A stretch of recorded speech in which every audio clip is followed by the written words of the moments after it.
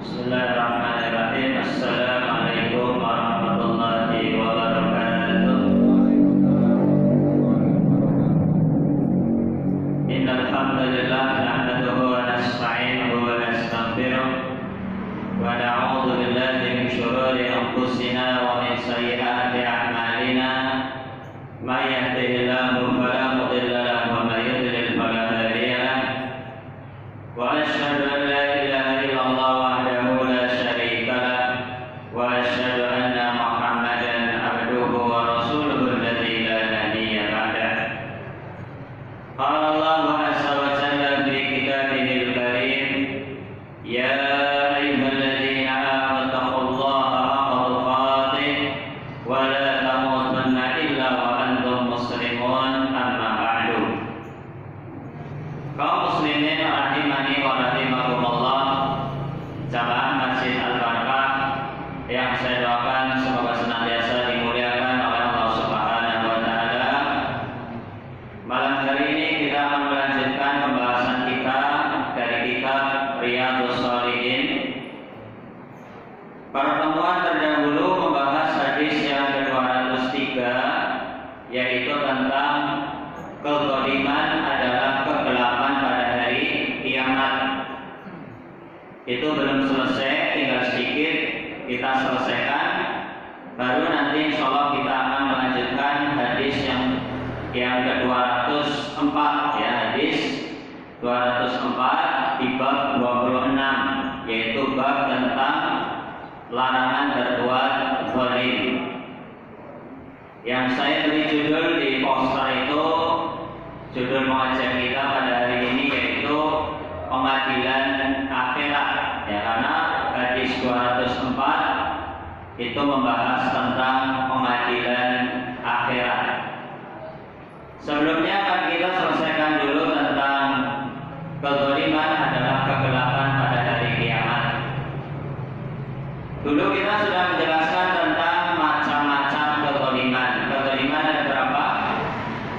Ada 3. Yang pertama, zalim kepada Allah Subhanahu wa taala, yaitu dengan melakukan perbuatan dosa dan maksiat, dan dosa terbesar adalah kesyirikan. Inna syirka la dzulmun adzim. Sesungguhnya kesyirikan adalah kezaliman yang paling besar. Yang kedua, kezaliman kepada diri sendiri, ya, kezaliman kepada diri sendiri, yaitu dengan melakukan perbuatan dosa dan maksiat sama. Cuma kalau dosa maksiat zalim kepada Allah itu karena melanggar hak-hak Allah, melalaikan hak-hak Allah dan kewajiban kita sebagai hamba. Kalau kezaliman jenis kedua, kezaliman kepada diri sendiri, yaitu dengan melakukan dosa dan maksiat, ya, karena pada hakikatnya orang yang melanggar aturan Allah Subhanahu wa taala atau meninggalkan kewajiban yang seharusnya dilakukan, pada hakikatnya dia adalah zalim kepada diri sendiri, bukan kepada orang lain sebetulnya, atau bukan kepada siapa-siapa, tapi sesungguhnya dia telah melakukan kezaliman kepada diri sendiri. Yang ketiga adalah kezaliman kepada sesama makhluk, baik zalim kepada sesama manusia atau zalim kepada binatang. Dan kezaliman sekecil apapun itu harus dijauhi, karena kezaliman adalah kegelapan pada hari kiamat. Apa makna kegelapan atau zulumatun, kegelapan pada hari kiamat? Apa maknanya? Para ulama menjelaskan ada 2. Yang pertama, zulumatun itu artinya betul-betul kegelapan. Jadi ini tekstual, kegelapan yang hakiki.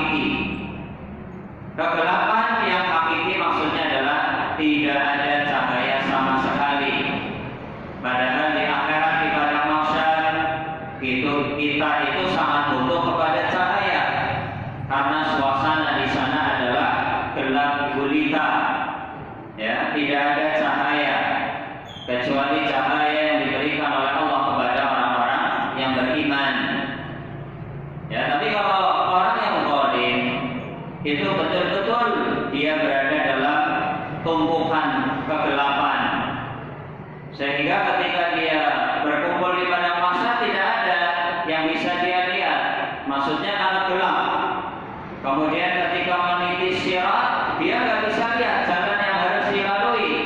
Sirat itu jembatan untuk menuju surga, yang dia lebih halus daripada rambut, ya, lebih tajam daripada pedang, dan juga dia itu menggelincirkan. Di atasnya ada besi-besi pengait yang siap menghantam orang yang melewatinya. Kemudian kalau kena maka dia jatuh ke dalam api neraka jahanam. Nah, kalau dia nggak bisa melihat jalan yang harus dilalui atau sirat, maka kemungkinan besar dia akan terjatuh karena nggak bisa lihat jalannya. Sama seperti kita ketika di dunia, suasana di malam hari, kemudian mati lampu, nggak ada cahaya. Di dalam rumah saja kadang kita apa? Harus pegang-pegang tembok misalnya, cari lilin atau cari apa, itu harus meraba-raba.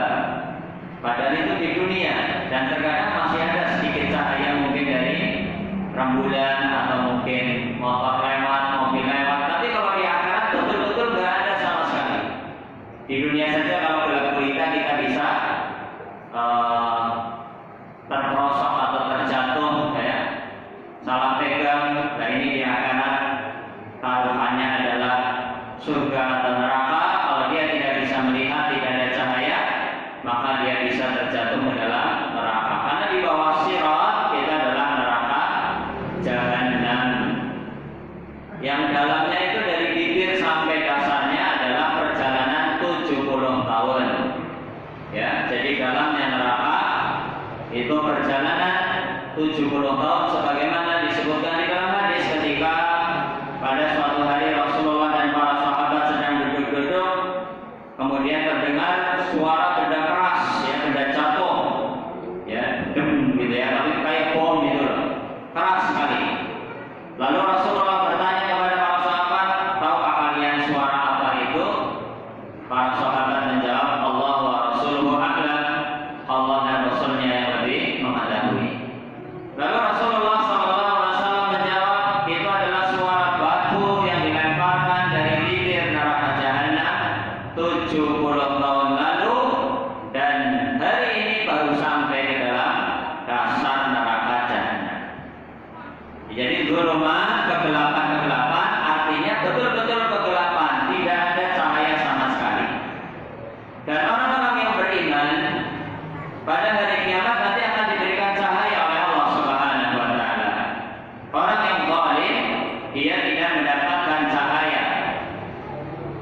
Allah Subhanahu wa Ta'ala berfirman di antaranya di surat At-Tahrim ayat 8, ya, ayat 8 menceritakan tentang cahaya yang dimiliki oleh orang beriman di padang mahsyar. Allah Ta'ala berfirman, nuruhum yas'a baina aydihim, cahaya akan menyala di depan mereka orang-orang yang beriman. Wa bi aymanihim, dan di sebelah kanan mereka.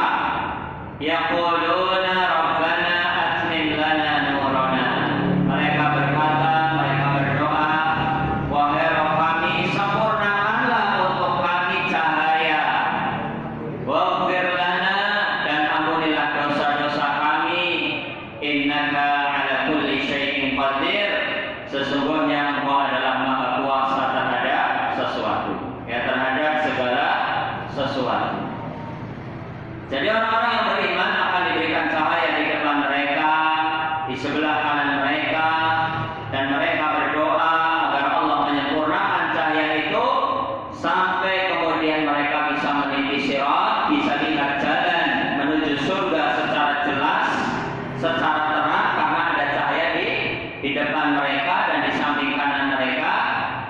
Barulah ketika sudah masuk ke dalam surga, ya, itu sudah tidak perlu bantuan cahaya lagi, karena di surga segala kenikmatan itu bisa terlihat, mala ainun ra'at wala udhunun sami'at wala khatar ala qalbi bashar.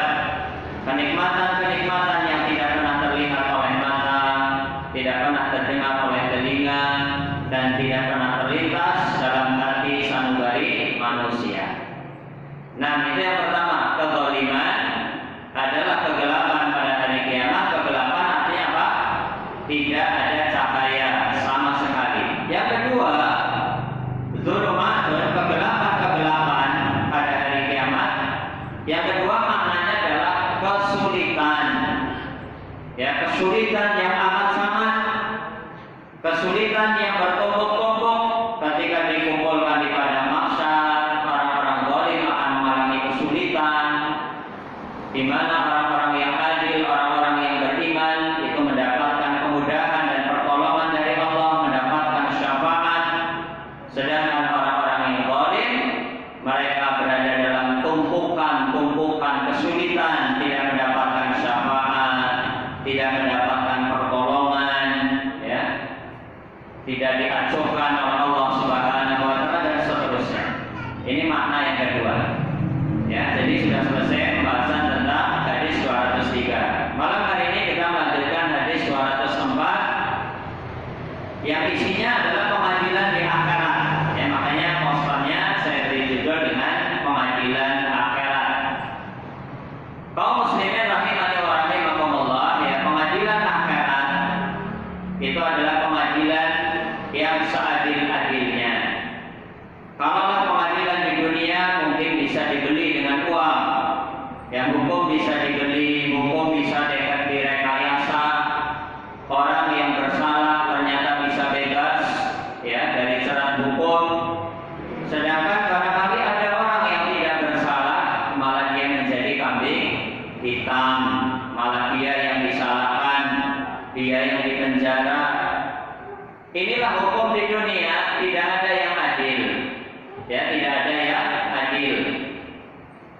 Tapi kalau pengadilan di akhirat, pengadilannya Allah Subhanahu wa taala adalah pengadilan yang seadil-adilnya. Tidak ada manusia dizalimi sedikit pun oleh Allah Subhanahu wa taala. Orang yang baik akan mendapatkan balasan berupa surga, dan orang yang jahat, orang yang jelek, orang yang durhaka kepada Allah Subhanahu wa taala akan mendapatkan balasannya yang setimpal, yaitu neraka jahanam. Allah Subhanahu wa taala berfirman dalam surat Al-Anbiya ayat 47, ya, surat Al-Anbiya 47 tentang pengadilan di akhirat. Allah taala berfirman, wa nadha'ul mawazinal qista liyaumil qiyamah, dan kami akan meletakkan timbangan keadilan. Ya, jadi salah satu peristiwa di padang mahsyar adalah mizan, adanya penimbangan amal. Ya, adanya penimbangan amal. Ada hisab, ada pembagian buku catatan amal, ada mizan. Wa nadha'ul mawazinal qista, dan kami letakkan timbangan yang adil, seadil-adilnya liyaumil qiyamah, pada hari kiamat. Fala tudlamu nafsun syai'a, tidak ada satu jiwa pun yang dizalimi oleh Allah Subhanahu wa taala. Wa in kana mithqala habatin min khardalin ataina biha, seandainya seseorang berbuat kebaikan walaupun hanya sebesar biji sawi, ya, biji sawi yang kecil kayak gitu saja dikatakan apa besar, bagaimana dengan yang lebih kecil lagi, kan? Ya, walaupun hanya sekecil biji sawi, ataina biha, akan kami datangkan pahala dari kebaikan tersebut. Sebaliknya, barang siapa yang berbuat kejahatan, berbuat dosa, walaupun hanya sebesar biji sawi, juga akan mendapatkan balasannya dari Allah Subhanahu wa taala. Tidak ada yang dizalimi seorang pun oleh Allah Subhanahu wa taala.